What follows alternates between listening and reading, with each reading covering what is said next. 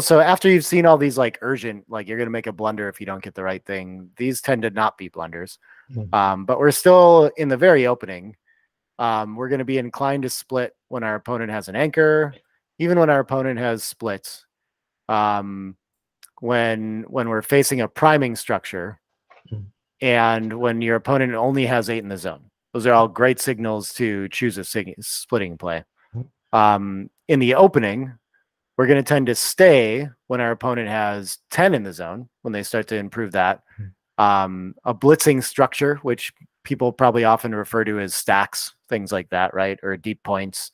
And just generally when our opponent plays down, which is 10 in the zone, kind of a repeat of this concept. But it's an easy way to remember that your second rolls are going to, you know, mirror theirs in that down play. Yeah, exactly. Yeah.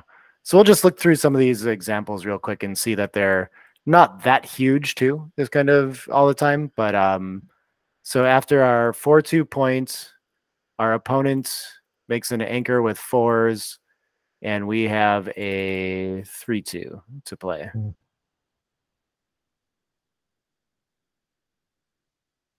Yeah, so 10 in the zone should not split. Yeah, but op has an anchor, so it should split. So it should split. So yeah, when we have competing priorities in the very opening, we'll look at it. But I mean, they're going to be closer than they were on the other side. That would be. Oh, you play 13-10? No. Yeah, you get to do a really fun thing. Yeah. Oh, I would play the opposite. Yeah, that one gets no duplication is the problem. Yeah. And this is less under the gun, right? So you're this 22 split. This is a nice thing in the opening to keep in mind too.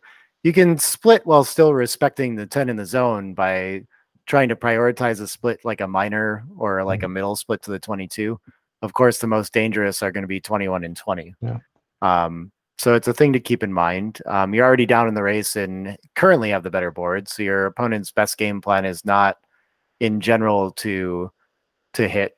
The other nice thing about this too, I think we talked about it briefly, like the deeper you can put the slotted checker from the midpoint in front of the anchor, the less likely your opponent is to be able to hit it and escape with tempo. Yeah.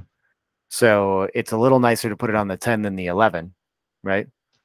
So these are all like pretty tiny tactical things too, of course. But yeah, just it's still a theme in the opening that when your opponent has an anchor, you really want one to have to compete with that too. And this just happens to be like the best way to split into that and avoiding the 13-8. Yeah, exactly. The 30-8 is not an option. Yeah. Being afraid to split against the 1-point board and all these things is, you know, you should rule that out.